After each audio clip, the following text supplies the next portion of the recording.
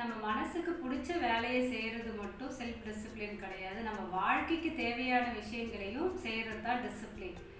இப்போ ஒரு வேலை நம்ம செய்யணும்னு இருக்கோம், ஆனால் நமக்கு மூடு இருக்காது, செய்கிறதுக்கே மூடு இருக்காது. அந்த மூடு இல்லாத நேரத்துலையும் நம்ம அந்த வேலையை செஞ்சு முடிக்கிறோம் இல்லையா, அதுதான் செல்ஃப் டிசிப்ளின். அதாவது சில நேரங்களில் நம்மளுக்கு மோட்டிவேஷன் தேவைப்படுது. மோட்டிவேஷன் இல்லைன்னா நம்ம அதை ஸ்கிப் பண்ணிடுறோம். அங்கே தான் இந்த கன்சிஸ்டன்சி பிரேக் ஆகுது.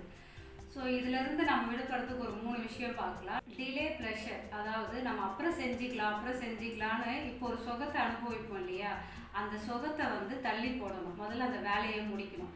அடுத்தது எது ரொம்ப கஷ்டமான வேலையாக இருக்கோ அந்த வேலையை முடிச்சிட்டாலே நம்ம கொஞ்சம் மைண்டு ஸ்ட்ராங்காக ஆகிடும். 3வது விஷயம் நம்ம ஒரு வேலை செய்கிறதுக்கு அப்புறம் செஞ்சுக்கலாம் அப்படின்னு நமக்கு ஒரு தாட் வரும் இல்லையா, இப்போயே உடனே செய்யணுமா, அப்புறம் செஞ்சுப்போம். அந்த மாதிரி ஒரு தாட் வரும்பொழுது இல்லை நான் அந்த ஒர்க்கை இப்போயே நான் செஞ்சு முடிக்கணும் அப்படின்னு நம்ம ஒரு ஆப்போசிட் ஒரு தாட் கொடுத்துட்டு அந்த ஒர்க்கை நம்ம செஞ்சு முடிக்கணும்.